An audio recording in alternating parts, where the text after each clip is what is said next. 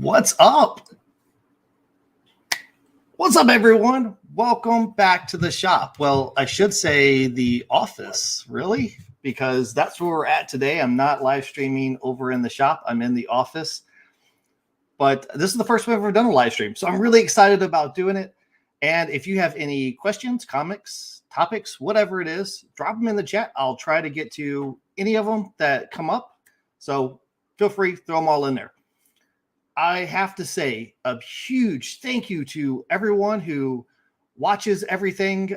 It's unbelievable. Whenever I started making this channel a few years back, 50,000 subscribers wasn't even a thought, honestly.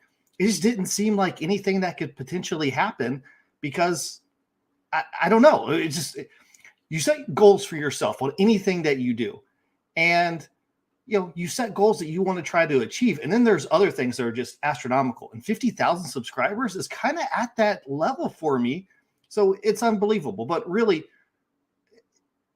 I wanted to do this because I wanted a way to collaborate and talk to people. And all of us as makers tend to work in our shops by ourselves, doing our thing. And then we communicate with other makers via social media or something like this. And I wanted to figure out a way to do that. And that's the reason why I started making a channel to begin with. I just didn't realize that I would come across so many wonderful people who are helpful, who are enthusiastic about making. It's unbelievable. So I'm honored to be able to make something that you have found some sort of entertainment in at any time. So thank you very much. William, thank you. I know that you watch all the videos. I honestly, truly appreciate your support with it. Justin, brother, you have been there from the beginning. If you do not follow Justin over on Instagram, make sure that you go follow him because he's one of the nicest guys you'll ever meet. Super supportive of makers in the maker community. So check him out. So I'm going to go through the chat and also talk a little bit about what's going on here in the shop. Right now, I'm in the middle of a new project. I'm trying Marquetry for the first time. It's kind of weird to say the first time because Marquetry is really just gluing boards, little tiny pieces of boards together. And don't we all kind of do that? But anyway, I'm doing that for the first time. So that's the video I'm working on right at the moment. And I'm excited to be able to get that out. I did not do it this week because I was getting ready for the live stream. So that video will be out next week, but things are looking pretty good. I'm excited about it. Jim said that he made the wine caddy. He made a couple modifications. That's awesome. That's exactly what I was hoping for whenever people would make the wine caddy. So typically whenever I make something, I have to make myself plans, templates, things like that for me to do stuff to make the project. And then I look at it and I go, can I just make these free for people so they can make their own? So that's really the purpose in trying to stick them on the website. And, I try to make stuff as free if I can for people to download it. But I really wanted to see people take that and make it their own. If you want to copy exactly what I made, that's cool, but also if you could take it and spin it around and make it your own thing, that warms the heart. I like that. Tree Forge, thank you so much for all of the support. Absolutely. Hopefully we will hit 100,000 one day, right? Question from Brian. Hello. Glue squeeze out seems to always be a mess for my finishing coat because it soaks into the woods. Any thoughts? Yeah, so that's one of those things that we all have to face, as makers.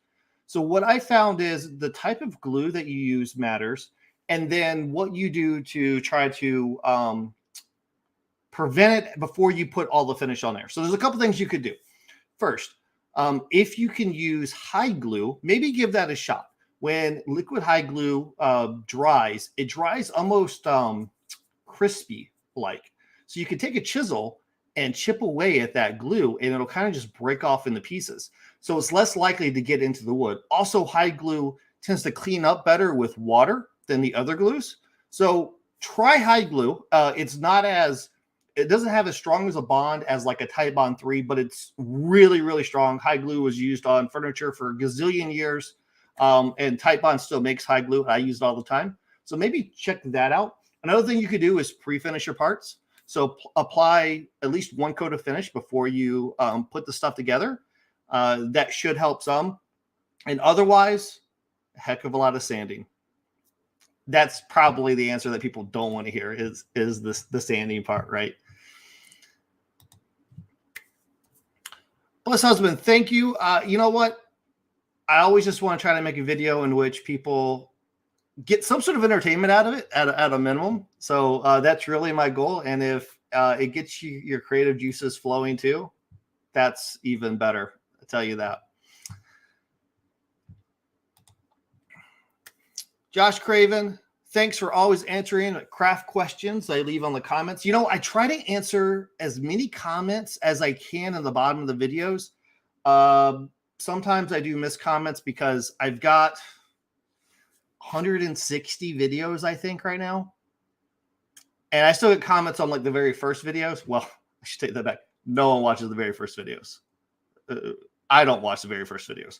But the older ones, I still get comments a lot on those. So I try my best to go and answer them. So if I don't answer your question, sorry, I do my best. There could be a lot of comments that come in. But whenever I post a video, I will definitely hit the comments up a lot that week to try to answer as many as I can. So Richard, made your keepsake box with the sculpted legs. You know, man, I love that box. Not because I made it. It was just one of those things that I kept seeing a lot of pictures of boxes, and what I wanted to do was make something with external legs. That's what I was looking for. I didn't mean for it to necessarily turn into like a Japanese inspired or styled box, but I could definitely see there's an Eastern influence to it. But I wanted to have a box that had external legs. That was really my goal, starting point on it. And the next thing you know, that's what I came up with. But I do want to say thank you to all the people that provided comments in that video, because I did ask, handle, no handle. I went with a handle in that box, and I think that was the right choice because I had a lot of people tell me they would have picked a handle as well. Will's Custom, any advice on a craftsman looking to start doing YouTube? Do it. That, you know, I don't know that I'd be the poster child for it, but I would say jump in and try it and see what happens. You know, one of the things, the types of advice I've heard a lot, and I know Bob Claggett talks about this a lot on I Like to Make Stuff, is make a video even if you don't publish it. So go through the whole process. Make a video, camera, or your phone, whatever you want to do. Edit that video and put it all together so that if you wanted to hit publish, you can. And see what you think about that process. Did you enjoy it? Did you find that there were any sort of issues that you encountered with it? Is it something that you want to do? And if it is, and you like it, then you can always publish it. If you don't like it, you can always remake it. But that's really a good start for it. You know, check out what other people are doing, and you don't want to copy them, but you can definitely find inspiration in what they do. So that's another option for you too. But YouTube is a tough business to try to get into. I shouldn't say business, because it's not really about the money part. It's about collaborating with people. But it's a tough atmosphere to crack into compared to TikTok or Instagram or other social media type platforms. It does take a lot of traction. You got to slowly build it. I think I probably had 100 subscribers for like the first 6 months, and then it built from there. So, you know, another thing that I try to tell people is, for myself is, do I want to make a video that is educational? Do I want to make a video that's entertaining, or do I want to hit both? My goal is to always try to hit both, but sometimes only one of them lands, but that's what I always shoot for. Other people want to make videos that are just entertainment, and those are awesome too. So you have to decide what type of video you want to make, and then just try to make one and see what happens. Justin asked, What are some of your inspirations or get your creative juices flowing in the shop? I find something that I've never done before, whether it's working with a particular wood, whether it's a particular style of item that I want to make. Like I said, with that box, I want to do external legs. And that's what I start with. With scroll sawing, I've never scroll sawed before. And I always wanted to. And I was like, well, I'm going to get a scroll saw and I'm going to do it. And then I thought, I should film myself doing it. And just went from there. A lot of times, whenever you're watching me do a video, it's not something I've ever made before. Usually when I'm making something and you're seeing it for the first time, that's the very first time I've ever made that or did that particular process. It's usually because I'm saying, I want to try marquetry. Let me just make something with marquetry, whatever it could be. And I go from there. So that's usually what inspires me, is just finding something that I've never done before and making myself do it, and then see where that leads to. And the next thing you know, you add another little creative nugget on top and another one on top, and then you got something really, really cool to be proud of.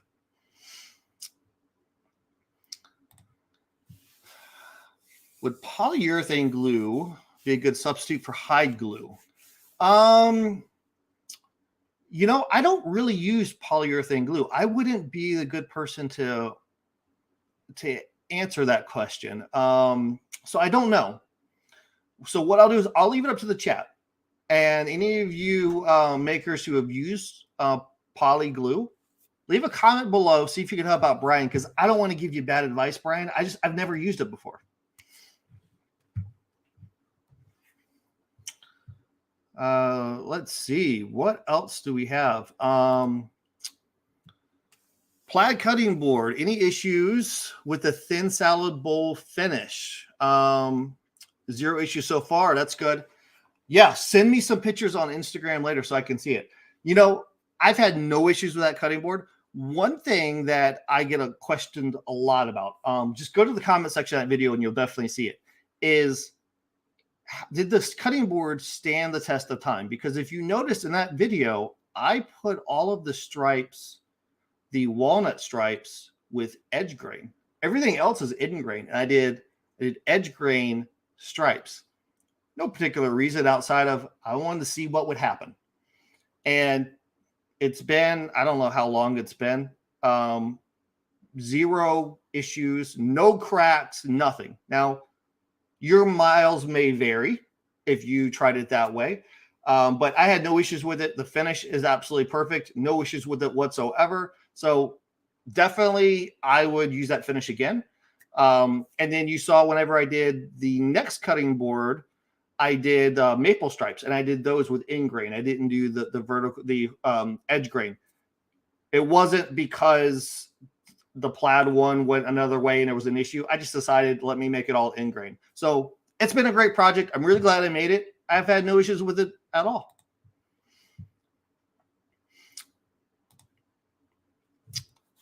I had to drill out a nail from a slab of walnut.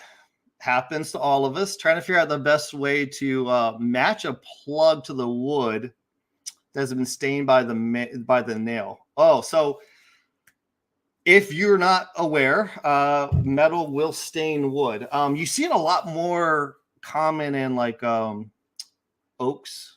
Really stains bad. That one's tough. You're probably going to what's the best way to do that? It's tough to say because walnut can look so many different ways, right? But what sounds like you're doing is air dried. So you can get a lot of colors in air dried compared to kiln dried. So you might have to maybe even resaw part of that board and use the piece that you're not using to cut the plug to fill it back in. I don't know. Hard to say. I'd have to see it. Hard to say. If you want to, shoot me some pictures on Instagram, and maybe if visually that would help me.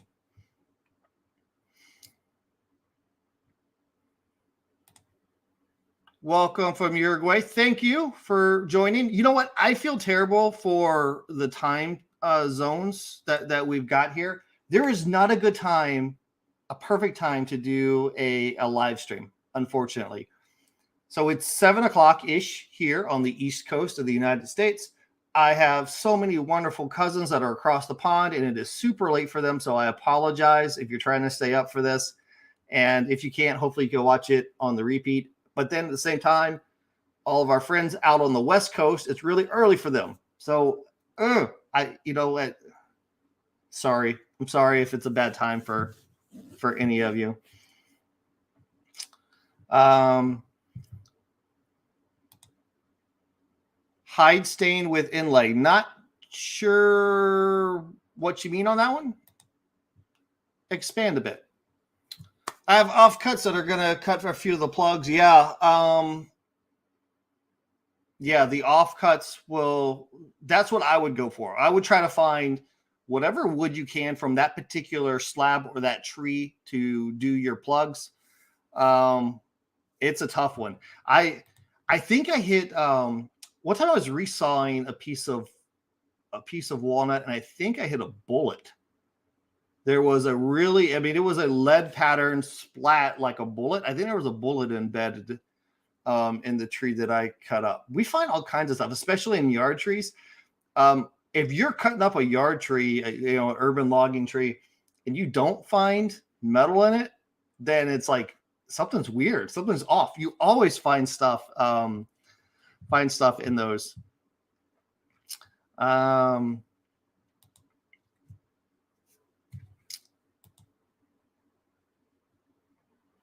Yeah, you can cut out the stain from the nail. Yeah, that's another option too. Absolutely. Where am I? I am in Michigan. More specifically, I'm in my office in Michigan, but I'm not from Michigan. We moved up here a dozen years or so from Virginia, so I have a little bit of a southern drawl still, but I'm not from Michigan. But I'm trying to get used to the weather. It's cold. It's very cold. Jeff Riggins. If you don't know, Jeff has been a rock in my life for most of my adult life. So I always cherish everything Jeff says, even whenever he's making fun of me. See, you're a big metal man hand. Many of you are clearly inspired by comic books. What's the next comic book project on the menu? It'll probably be a scroll saw project because I love doing those. Right now, I'm in the middle of drawing a Fantastic Four cover. So I want to do the Fantastic Four and scroll saw at work. So I've been in the process of drawing it. I've got pretty much have Human Torch down, almost halfway done with Ben Grimm. So probably that one will be my next one.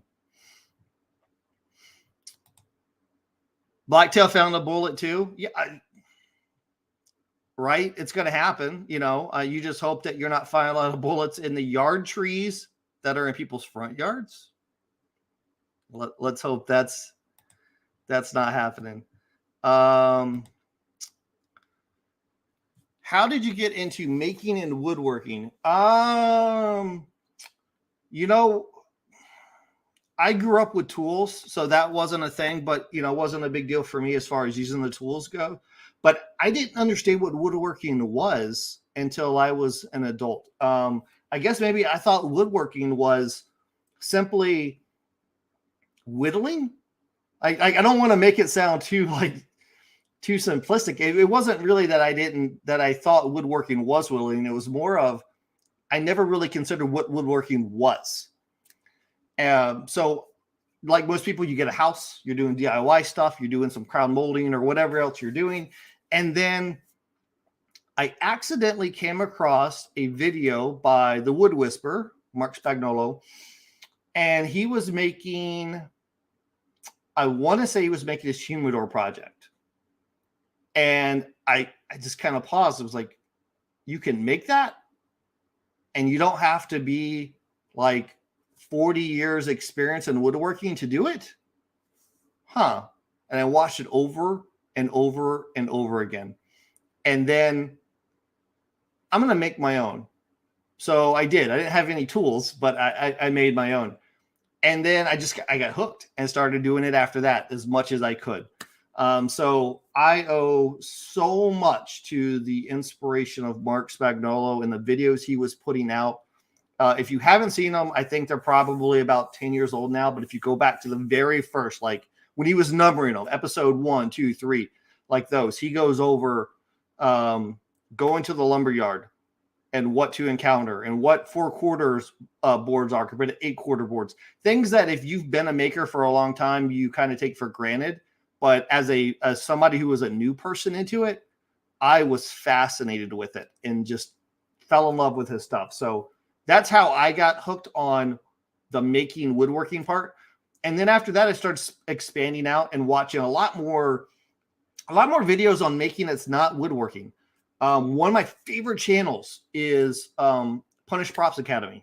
If you're not watching Punished Props Academy, I implore you, go watch it. Okay. He's not doing a lot of woodworking, does a lot of foam smithing, but the creativity is there. Go watch it. It is absolutely unbelievable. Yep, Michigan, got to represent. There's a lot of makers in Michigan. A lot of makers, which is awesome to see. It's fantastic. Where are you from, Virginia? Fredericksburg. Okay, go south. I lived in Charlottesville, Virginia. So just an hour or so, depends on traffic, down the road. Jeff, thank you for the super chat. Much appreciated. Much love, man. Love to see a scroll saw Wolverine. Eddie, you are going to see a scroll saw Wolverine because I just said it, which means it's now permanently out there and I can't take it back. I've actually started saving some pictures from different comic books of Wolverine to try to get some inspirations on what type of picture I want to draw. So I actually have a folder on my computer already with a bunch of pictures saved in there. I like some of the older covers for when Wolverine was established around 1982, I think. I think that's when he came out with his first comic. So I've been looking at those. I like those pictures a lot. So we'll see what happens. John, UK. If your looks aren't important, how do you choose which wood for strength applications? Well, John, in the UK, I love the UK. I used to live in the UK, so the UK has a special place in my heart. I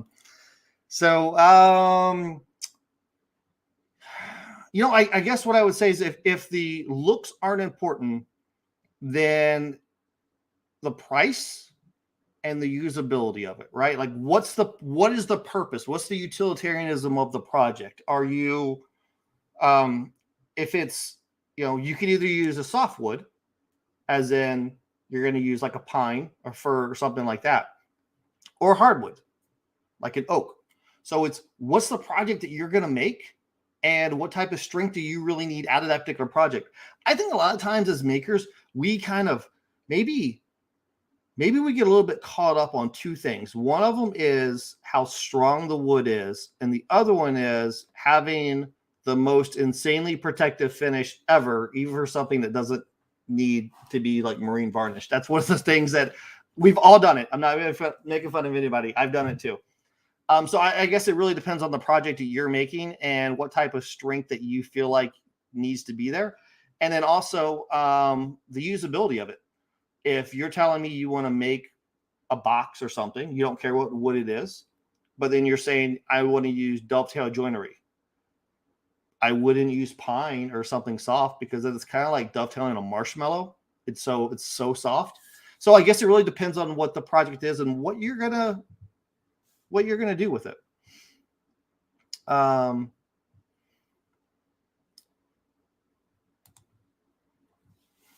Guidance counselor. Oh, okay. I love guidance counselor stories. We've all had them. You're a good kid, but you're not a student. Pick a trade. Wood, done. You know what? You might have actually had a good guidance counselor then. A lot of times they don't really get you anywhere. You know what? I had a counselor, though. They said, what do you want to do? And I said, I think I want to talk to people. And she set me up with the #1 radio station in our town. And I got to go there and spend 4 hours doing the live morning show with them. And it was an incredible experience. So I do owe a lot to her.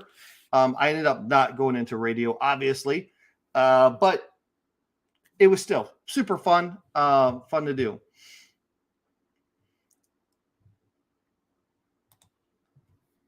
I'm telling you, Punish Props. If you're not watching Bill Duran over at Punish Props, go check it out.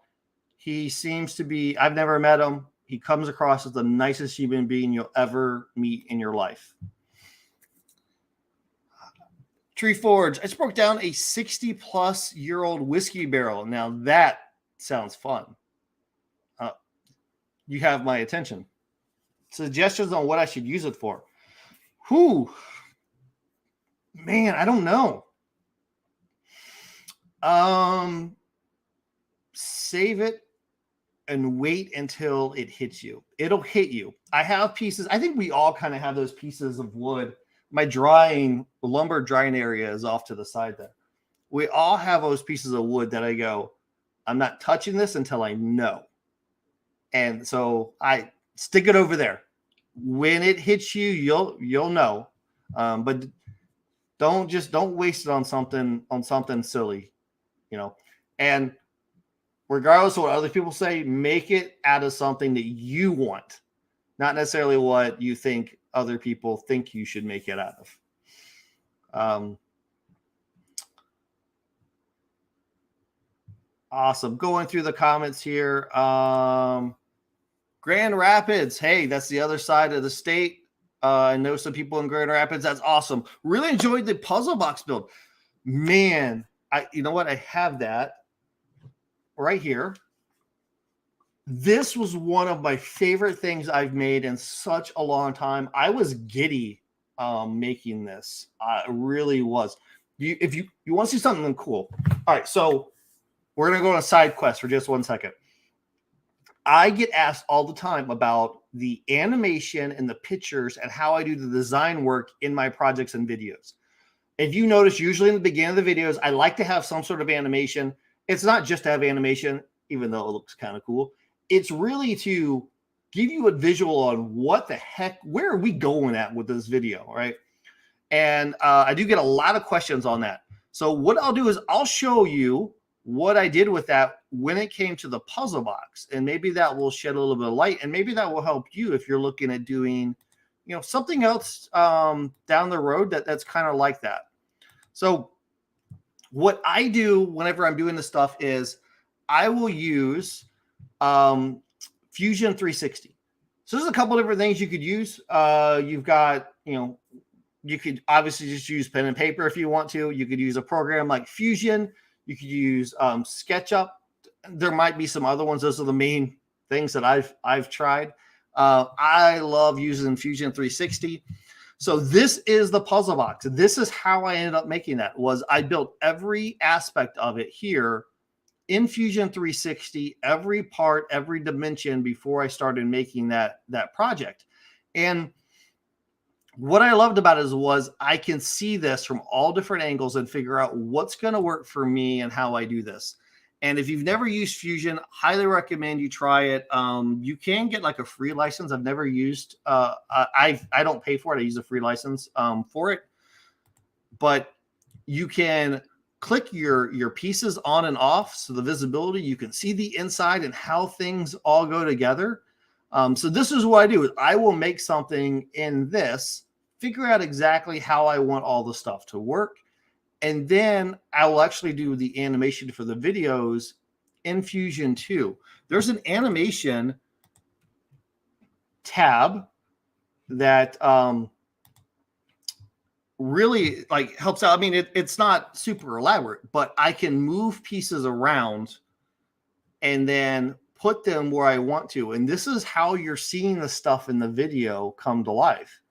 Now, each one of these pieces of animation required me to specifically take that object and move it where I want to and spin it or whatever.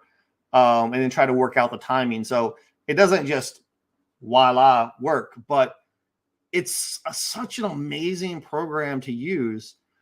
But this is how I do the animation and how I figured out how I want that puzzle box to function. And I needed this. Without doing this, there's no way I could have made that puzzle box. Just not a chance.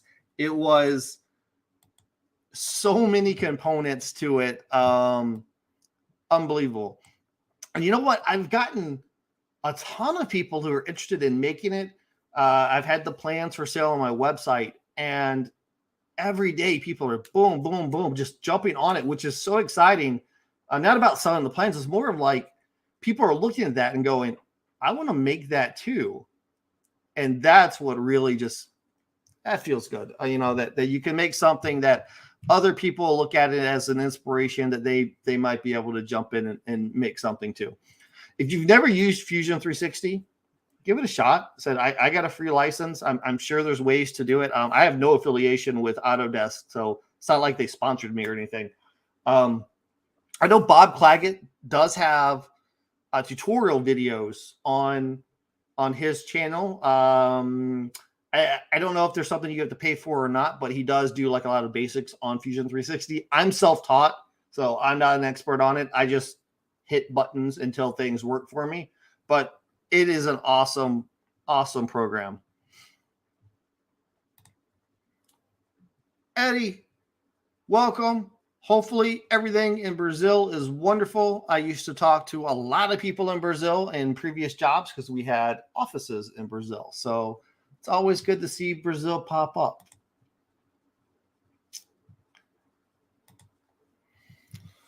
What is your take on drawer bottoms? I am talking captive versus open backslide bottoms. I've never done the open backslide. I definitely see the value in that, though, especially when you're trying to line that bottom up, or trying to line that drawer up with the front of your component. Visually, I'm not a huge fan of it. I like to have it all captive, as you say, contained in it. But how often do we see the back of it anyway? So I guess I'm kind of 50-50 on it. Like if I'm doing it myself, I've never done it myself because I prefer to have it all encased. But, if I was making something that was a little bit more elaborate, or I had a ton of different size drawers that I needed to make, I might go that route. Look at some of the pieces that Matt Cremona's made over a couple of years, where he's had a lot of different drawers, different size drawers, different shapes as far as the front profile goes. And I know that he does that bottom extension as well. And I totally get it. I would probably do the same thing in that case. In the stuff I've made, I haven't had a need for it. Joe, congratulations on the milestone from Detroit. Keep up the great work. There's a lot of makers here in the Detroit area. It's unbelievable. Detroit Metro has a lot of people making some cool stuff. And when I say makers, I don't just mean woodworkers. I mean fabricators, steel fabricators. There's a lot of creative people in the Detroit area. It's so awesome. I love working with hickory. Very, very hard wood. I don't see many using it. Have you thoughts? It's twice as hard as oak. It is incredibly hard. I can't recall using it on anything, but it's not because I've avoided it at all. I like hardwoods. I'll use exotic woods, and those are usually insanely hard. So I have no problem as far as that goes. Maybe I haven't found the right project that needed hickory. Not from a string standpoint, just visually. I haven't found the right project for it. So it's on my list. It's one that I definitely want to work with. I like to try to work with a new wood. And sometimes, let's go back to what Justin was saying whenever he asked earlier in the podcast that where do you get your creativity? Sometimes it's also about, I want to make something from this particular wood because I've never used it before. And so I might put hickory down on my list as I'm going to force myself to make a project out of it. And let's see how it goes. Thank you so much for the support. Like the support for 39 years of my life. You were contractually obligated to support me because you're my aunt.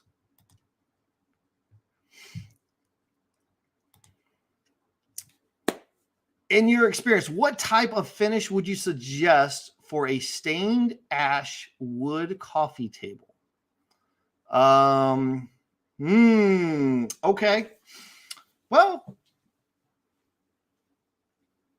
coffee table, I would probably want to put something on it that could be abused a bit. I don't know what you do with your coffee table. My family, feet get kicked up on the coffee table every once in a while, so you want to be able to prepare for that. If I was making it, I would probably put armor seal on it, so a wipe on varnish. Usually when it comes to wipe on varnishes, my go-to is General Finishes Armor Seal. I love the stuff.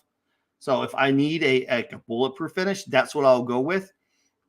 If it was something like the shelves I have in my office, if you saw that video where I made the floating shelves, it's when I put like the gazillion pounds of weight on them until I broke them. I went with Rubio on that because they're shelves. They're not going to get worn down in a million different ways. Coffee table, though, I don't know.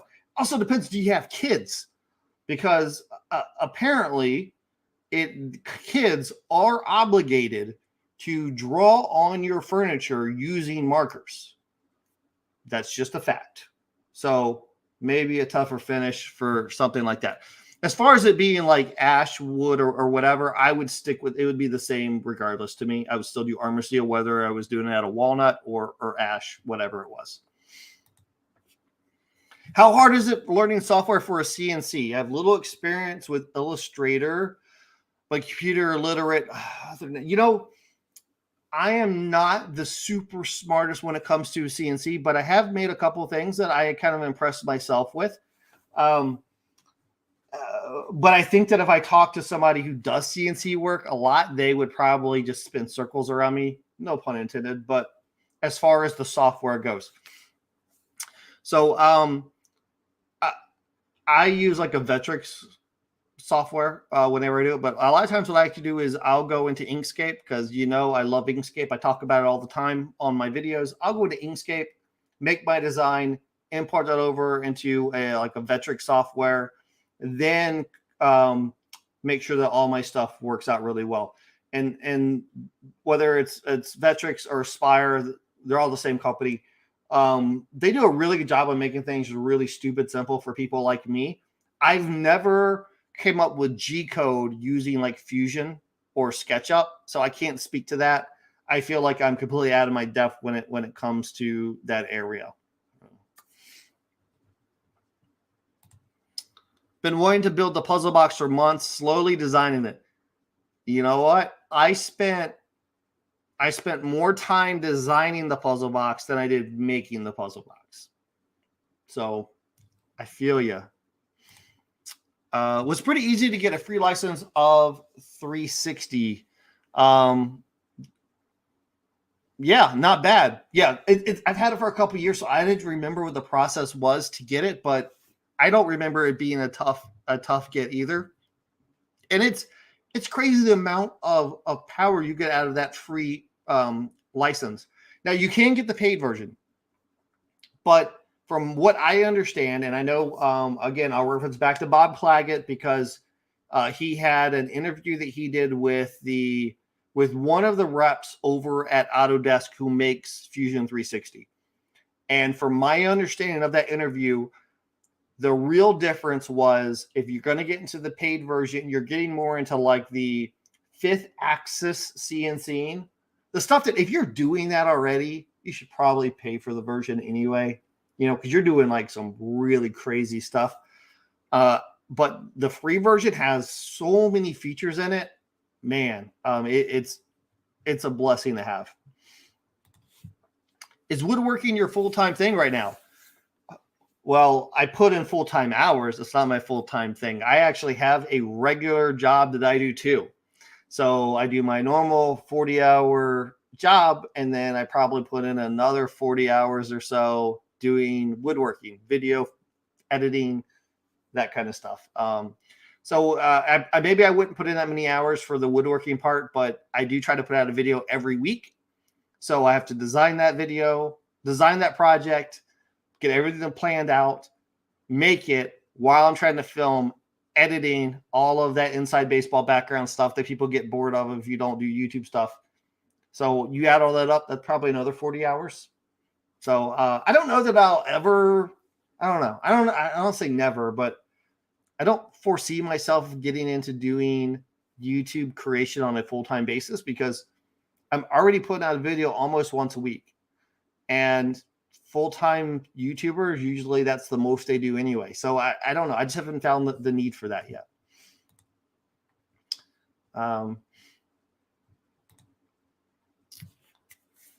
When using a lovely white wood like maple, then varnish it with a clear poly, it still yellows it. Yeah, it does. You know what? One way that you can get around that is instead of using a poly, go with maybe a waterborne finish. General Finishes has a couple of them, like I think it's High Performance might be the name of it. They have a couple of versions of was it Endurovar? No, not Endurovar. Something like that. Go to the General Finishes website. They have some good stuff. But they've got a couple different versions of water-based. One of them, I think, is supposed to be like white on white finish, like ultra clear finish. So you might want to get like a little can of that and test it out. So far, from what I've seen, that has kept maple the whitest out of anything else I've applied. So maybe that'll work for you. I've got a fair amount of sassafras. That's interesting. You know, I'm trying to think how much I really use that. I don't think I have. If you make something, I'm going to try to pay attention to it and see if I can see what you make out of it. I've never used it. I know there's a lot of people that use it, especially down south. I never have. So it seems interesting to me. Hickory makes for great hammers. Yeah, absolutely. It is definitely a tough wood. The toughest wood I've ever used is the lignum vitae that I've used for my scroll saw projects. Now, when I'm doing it, it's usually thin pieces. But when I first get it, it's more like an inch thick, 3/4 of an inch thick. Whenever I'm doing it, and man, it is a rock. But I like using the hard woods. I don't know what it is about it, but I don't know. I enjoy it. But I'm kind of weird that way. Like I really enjoy just milling wood. You know, like just taking a rough board and turning it into something that's usable.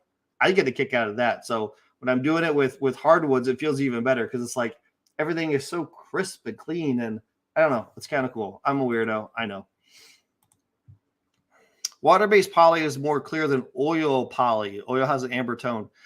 Yeah, and you know what's so frustrating is the marketing when it comes to all those things. When you go and you start reading these things, and a lot of them say they're oil-based or whatever, and then you look at the actual the material data safety sheet on it, and you'll find that it's not really oil. It's just has properties that mimic oil and stuff. So it makes it really difficult for us as woodworkers to figure out, am I really using an oil-based product or am I not using one?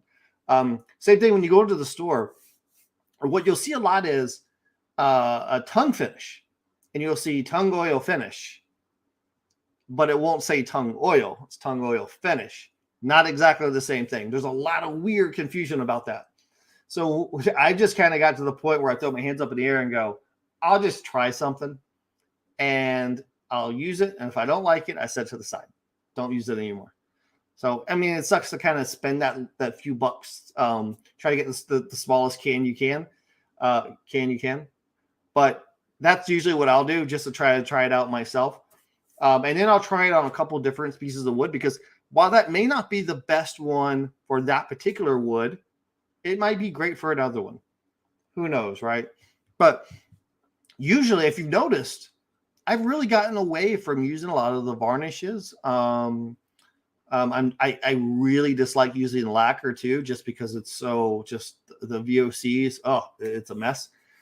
I am big into using oil finishes, wax finishes. I say oil finishes, I mean like a using like actual like walnut oil, something like that on a project, or using a hard wax finish. That's kind of what I'm naturally gravitating towards. So you'll probably see more of that on my channel than the polys.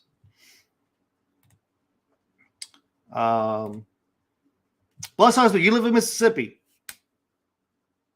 We're at Mississippi because I used to live in Mississippi too. If you notice, I've lived everywhere. I'm a nomad, my friend, a nomad. I've lived everywhere. Janet, I enjoy milling. I like seeing the beauty exposed. It's unbelievable. And it's even better to me if you are lucky enough to get a tree and literally mill it from slabbing it to doing the rough milling in your shop to getting the boards. That is just like, it's an unbelievable thing. And I don't know, maybe a lot of people who aren't into making are like, okay, yeah, boards. Because they're used to going to Home Depot and seeing boards. But it's like, no. I took this tree and did all these things and made this board so we can do something with it.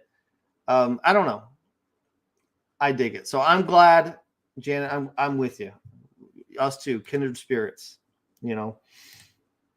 Stumpy Nubs did a good video on tung oil finishes. Stumpy Nubs does a good video on everything.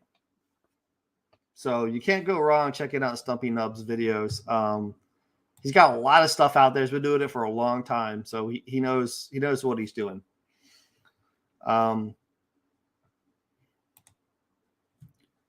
Oil finish, in quotes, has poly already mixed in it. You usually buy each separately and mix it yourself. Yeah, that's definitely a way to go. I know a lot of people do that. It's for especially like wiping varnishes. They will they'll do the mixed stuff, so they'll get like poly and then mix it with mineral spirits and make their own versions of that and go with that. We all kind of have our secret recipes, you know. I think, or at least we've tried. We may not be amazing chefs, but we'll dabble a little bit, right, and come up with whatever recipe we have. I did one recently where I applied all. I was like, I'm gonna do this board with oil, and I'm gonna do this one with tung oil, this one with walnut oil, and then I'm gonna apply this finish over this one, and all these things. And I got done with it, and I said, kind of liked my just regular wax finish over all these. It doesn't mean I won't use that for another project. It was just, I wanted to just test it myself and figure out what worked for me on that particular board before I did that project. We all have to look at that project itself and figure out what's going to be the best finish for it. One of the things a lot of times I'll do when it comes to picking out the finish for the project is what's going to be the easiest way to apply a finish that's good. Like with the scroll saw stuff I have, I was doing a lot of lacquer because it's easy to spray in those areas. At the same time, though, I'm not good at spraying lacquer. There's a reason why you don't see me talk about spraying lacquer very much in my videos. I struggle with it. I'm just not very good at it. I have watched a million videos on it. I've read articles on it. It doesn't click with me. So the last one I did armor seal. I want to say I did a satin armor seal, and that turned out okay. That was the Joker one, the Santa Joker picture was armor seal. Next one I might do an oil finish. I'm not really sure yet. I don't know. Ocean Springs down the coast, Calhoun County, way up north in farmland with nothing but cows. That's where I lived at. Ever use Odie's oil? You know, I've not. And I've had a bazillion people tell me to try it. No particular reason why I haven't done it, except whenever I go to buy stuff, I just don't think about it. I don't know. So it's on my list of one to try. I definitely want to try it. Have you ever had a serious woodworking accident? What is the most used go-to safety equipment? The most serious accident I had was I took about a 1-inch chisel and shoved it deep into my thumb knuckle. I still have a really nasty scar on it, and it was just one of those weird things. I was chopping dovetails, and the board that I had clamped slipped, and when it did, it made everything just move, and I just put that chisel right into it and basically filleted my thumb open. So I had to go to the emergency room and get a bunch of stitches in it, and it was right on that knuckle. I guess it's the worst part because there's no meat there on your knuckle. So, I don't know. 6 weeks later, it was okay. I still have the scar on there. That's the only real thing that I can think about as far as issues. I mean, knock on wood. Anything can really happen. As far as safety equipment goes, obviously I use eye protection, ear protection, push sticks. I go through a lot of push sticks. I really love the micro jig pusher thing. I know some people have used it and they haven't been a fan of it for whatever reason it is. But that's kind of par for the course when it comes to safety equipment is you got to find the stuff that's going to work for you too. Because if you're using a piece of safety equipment and it makes you feel unsafe, then think about that, right? So I use that a lot. When in doubt, I'll use a push stick with anything. I also do not cut any sort of rough lumber on like the table saw. I do a lot of my breaking down rough lumber with a jigsaw, not even a circular saw. I'd rather use a jigsaw to do it just to be safe. So I don't know. Woodworking safety, making safety is such a personal thing that I try not to give any sort of like advice on it. Not because I want people to be dangerous, but more of that everyone's safety is their own thing, right? And unfortunately, let me go on a side quest just 1 second. When you're making a video showing you make something, you're only being able to show like the camera angle a certain way. And I do get a lot of people that are worried like I'm going to cut my hand off. And they're like, oh my gosh, your hand was so close. And if like the camera was tilted this way, you'll see at the blade here, my hand was like way out there. But the camera was this way, so it looks like my hand is touching the blade. And I get it. Like people are just concerned. They're like, oh my gosh, I don't want you to lose your hand. And I totally appreciate that you don't want me to lose my hand. But it's a weird thing on video to try to show the cut, but also show it in a safety, like doing it in a safe span, like how you're doing it and showing the different angles. It's really tough.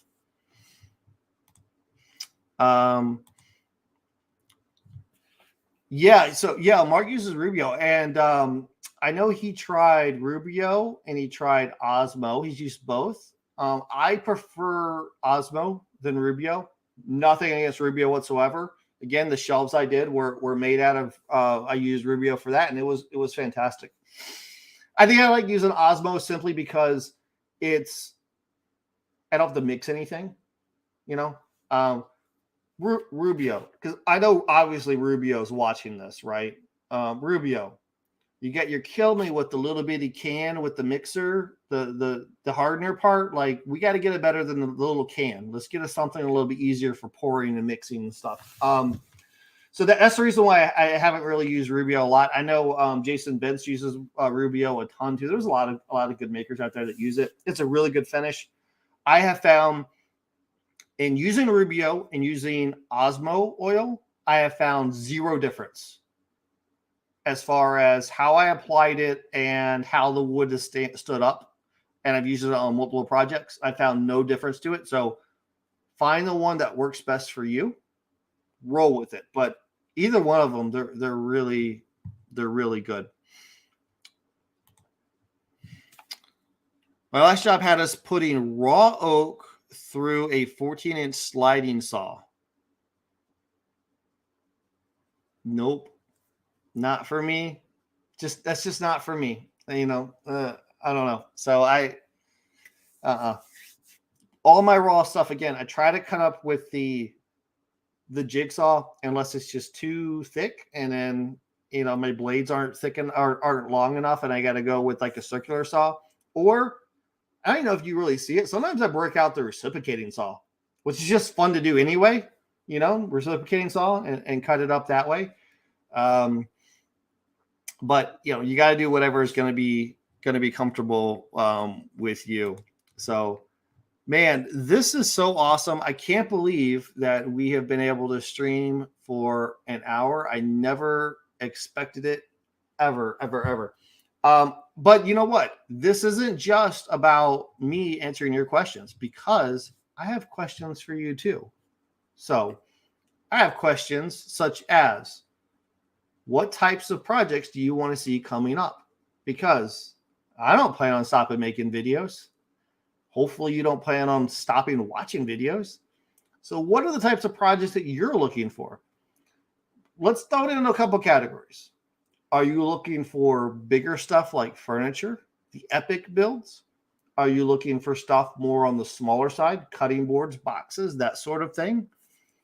Are you looking for scroll saw, more craft side of the house? I shouldn't say craft side, but I think the scroll saw lends itself to some of those projects. So like scroll saw projects, or something completely different. So throw it out there. Let me know what you're thinking. If you don't have an answer now, leave a comment in the bottom of the video whenever it's done, because those are the type of feedback that I love to see. Maybe you say, you know what, I want to see a ton of shop projects, like shop jigs, that kind of stuff. Then, hey, let's see what we can do.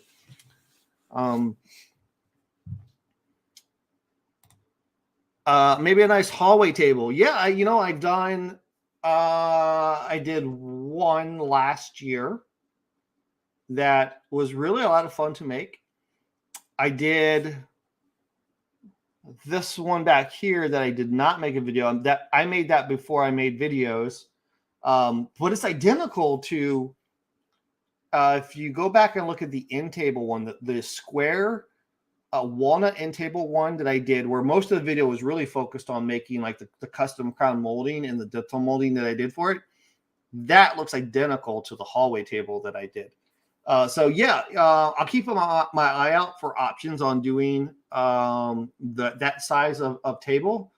Yeah, I'm always game for that. I've made a couple of them. Yeah, they're super fun. A lot of small to medium stuff, that's what I end up going with a lot, because I think that's what a lot of us end up making. Like, how much furniture do you put in your house, right? And eventually you go, all right, I'm full. Who else has something they want me to make? Oh, you want me to make you a table? Okay, I'll do that. And, I was surprised. I went back and looked, and last year, I think I made 5 tables. I was stunned I made that many tables. I was not, I didn't think so. I thought everything I made was tiny, and I didn't. But I tend to gravitate towards the small, medium stuff. I'll watch whatever you want to do. Hey, see, that's what I like right there. But I also want you to, if there's something particular you want to see, then yeah. More shop stuff. I need to do this. I am deficient on making a lot of shop things. I made the spline jig, the table saw, to put the splines in boxes. And I was shocked at the number of people who have hit me up. They've sent me emails or DMs and stuff like that, asking for more details on it. People have asked for plans on it, and I didn't feel comfortable making plans, because it seemed kind of straightforward, and I felt like if I made plans, I would kind of be cheating people out of money, and I didn't want to do that, because there's so many videos on that particular jig. I did not know. Apparently, Fisher came out with his own video on this maybe before I made my spline jig. I had no idea, but from what I was told, it looks like mine. So it's kind of a common style of it. But a lot of people hit me up wanting more information on that jig, and I think maybe that shows. Okay, people like those. The picture frame jig, I made a video on that one, and I got a ton of response out of that one too. So yeah, I'm deficient on that. I need to make more of those types of things. So I'll put that on the list. But my last video was a shop jig, and it was the veneer press. And I used that just the other day for this marquetry video. So you're going to see that again. I love that thing. I'm so glad that I made that. A variety of different things. You know, that's what's really about, Jim, is like, I don't want to be the channel that just makes cutting boards. I don't want to be the channel that just makes what boxes or whatever. I tend to make a lot of boxes because I have a fascination with boxes. I don't know what it is about boxes. I just love them. So I make quite a bit of them, but I try to sprinkle in the other things. I 100% want to make a cutting board in the super near future. I was going to do a cutting board before this marquetry video. And then I don't know, for some reason, marquetry just popped in my head. And I was like, nope, I got to do that. I'm one of those people that when I get an idea, I have to do it. It's almost like an itch, you know, like, you know, you got to do until you make it. So maybe my one of the next videos coming up might be a cutting board, because I have that itch. I want to make another one of those too. Yeah. No, that's what I appreciate, you know, down to watch whatever. Hopefully, whatever it is, even if it's not something that you want to make, hopefully you'll get some sort of enjoyment out of it. Or maybe I'll be able to accidentally do something in it that you go, ooh, that would be cool if I did not that, but this other thing based off of that. I always watch you, but it's 1 o'clock in the morning in the UK, night sleep. Well, thank you for staying up. I get it. Again, I lived in England. I know the time difference, and it can be brutal. So thank you so much for watching over in the UK. Again, love the UK. Always a special place in my heart. Congratulations on 50,000. I always learn watching you. Keep it up. Again, contractually obligated to support me because you are my mother. But thank you very much, Mom. Appreciate it. The cutting board, a cutting board with a scroll saw inlaid. That would be sweet, wouldn't it? Okay. All right. I'll put that down the list for something to make. That would be super fun. So just as a side tangent for just 1 second, what are your thoughts on CNCs? Because I've thought about doing this before.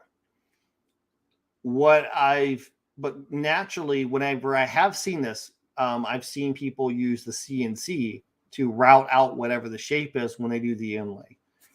And I have not made this particular project, even though I've thought about it a lot, because I was a little bit hesitant to do it and show the CNC because I know that might alienate some people. So again, welcome your feedback on it, because, you know, if you're still game for it, cool. If I need to spend some time to think about a way to do it without a CNC, then that's another thing too. So I don't know. I'll look at it. I'll look at it both ways. There's definitely projects that you've seen me make that could have absolutely been easier on the CNC, and I purposely did not use it. Not that I hate the CNC. It's a wonderful tool to have. I just was trying to hit a broader audience because, man, those things get a little pricey. And you know, I don't want somebody to feel bad that they don't have one. So I try to mix it up a bit. That's why I want to CNC the inlay stuff. Holy crap. Have you seen some of the stuff people are putting out on Instagram on these inlays they're doing on cutting boards? Unbelievable. I did that with there's a tray I made. It's a dovetail tray, and I did this weird plaid pattern I inlaid into it. And that was a lot tougher than what it looked. And I used the CNC for that. That was a lot harder than what I looked. Is a CNC woodworking or computer programming? Both. It's anytime we're making something with wood, we're woodworking, whatever way we're doing it. I think that if you buy, let's say you buy a box and then you take a wood burner and you burn a design on that, that's woodworking, right? To me, it's woodworking. You didn't make the box, but you used wood to create something beautiful, right? Absolutely woodworking. The thing with CNC that some people who've never used it tend to lean towards is the computer's doing the work, and it's doing work, but man, it's tough. Like you said, the computer programming, there's a lot of stuff in the behind the scenes you got to really try to get right too. So I don't know. I always say it's woodworking. It's just it requires an extra skill too on top of it of knowing computers definitely helps out. Maybe that's one of the reasons why you don't. I mean, I'm pretty good with computers, obviously, but you don't see me doing a ton of CNC stuff is because it's hard for me to show you that because I'm sitting at a computer and doing the design work, and what are you gonna do? Watch me make a G code file or something? Like, I don't know. Like, you're gonna be bored. You're not gonna watch that. So I don't know. William says, make a closed box. Use the inside-outside groove to separate the top and the bottom. Make a closed box and then use the inside and outside groove to separate the top and the bottom, which will leave the registration as well. I'm always up for different ways in which I can make a box because, again, I have this weird fascination with boxes. So I'm always trying to figure out a new way to do it. Even if it looks the same, can I construct it in a different way? Do a different process to make it work. So yeah, always up for that. Let's see. Exactly what I learned. I'm guessing you're talking about the CNC and the computer stuff. Yeah, it is crazy. The amount of stuff. But you know what? We could get into a whole thing about CNC versus whatever. And, I don't know. I'm definitely not a gatekeeper when it comes to this kind of stuff. I look at it and go, what do you enjoy doing?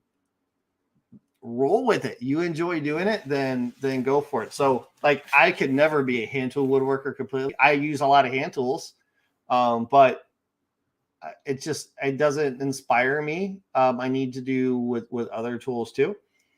At the same time, though, here's a question. When's the last time you saw a video that I made in which I used a miter saw? That's a good trivia question for you. So if you go look at all these other videos that are out there by makers, you'll see the miter saws used constantly. When's the last time you saw me use one? Doesn't mean the miter saw is a bad tool. Doesn't mean that it makes you a better or less woodworker. It's just what works for you, and miter saw, it's way down on my list. So you don't see it very often. So, it does seem like a lot of people like to see the smaller projects. I like to see the bigger stuff when people make it, but it's also usually a lot of times it's like the entertainment thing. When I see somebody make a table, I don't necessarily feel like that I'm learning how to make a table. I'm more like, like eating the popcorn and watching the show. Compared to when I see people make smaller stuff, I think, you know what, I might actually make that too.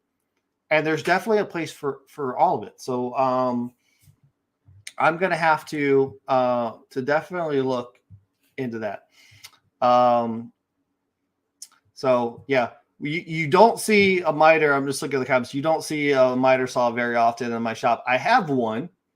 It's somewhere on the floor somewhere. I doubt you will see the ultimate miter saw station in my shop. Again, not picking on people. Like, that's the thing. You gotta do what works for you as far as your tools go. It just isn't it isn't for me. I don't know. I just find other ways in which I like to do the same thing that the miter saw does. But, I just want to say again, thank you so much for all of the support. It's unbelievable. Just it really is. And I'm kind of at a loss for words, which is kind of weird to say now that my voice is a little bit hoarse from talking for the past hour. But I really am when it comes to so many wonderful people that I've met who've inspired me. I'll make something and I put myself out there. And if you don't know, when you make a video, especially if you making something, I've never made a puzzle box before. You saw me make this for the first time. I didn't make this and mess it up and remake it. You saw me make it for the first time. And again, that's not to brag. That's to say, when I did that, I'm kind of putting myself out there and I'm being a little bit vulnerable. And all of us are, whether you're making a video or whether you're putting a picture on Instagram or Facebook or whatever else. And you're saying, I made this. I gave this all that I could. I put everything I could into it. It could be better. I could be better at it. I'm learning. I learned some stuff from it, but you're making yourself a little bit vulnerable when you do that. And I've gotten so much support and encouragement from that, from the comments that you leave, that it's just like, wow, those types of things make me a better woodworker. So I have to say thank you. A weekly live thing would be awesome. I think it would be awesome. I've never done live except for right now. I have no idea how this is going. Hopefully this is going okay. Everything is brand new to me. This whole thing, the setup, the camera. I'm trying to get whiz bang on some stuff. I got things. Look, boom, pops up. I got stuff I can pop up. I try to get a little bit fancy here, but I don't know what I'm doing. I'm just a bumbling fool clicking buttons.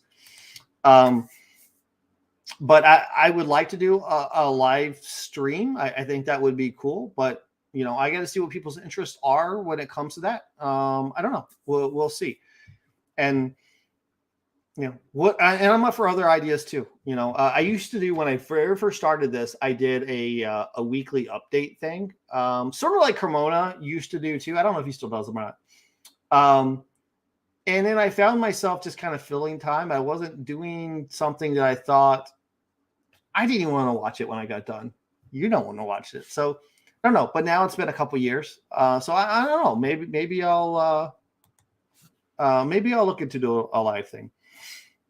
Brian says, great channel. Really like how you take the stress out of the comments. Got to sign off now. Yeah, I get it. Take the dogs out. They're going to go crazy if you don't.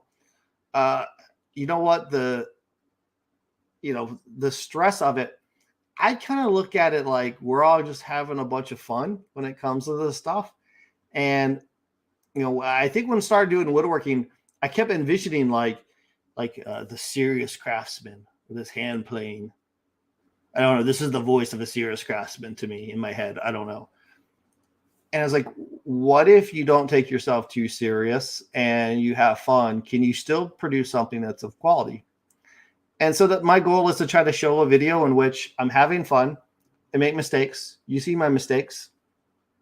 I did it on the veneer press. You saw I broke the crap out of it. I had to fix it.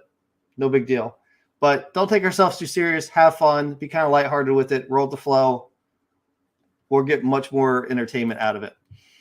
I've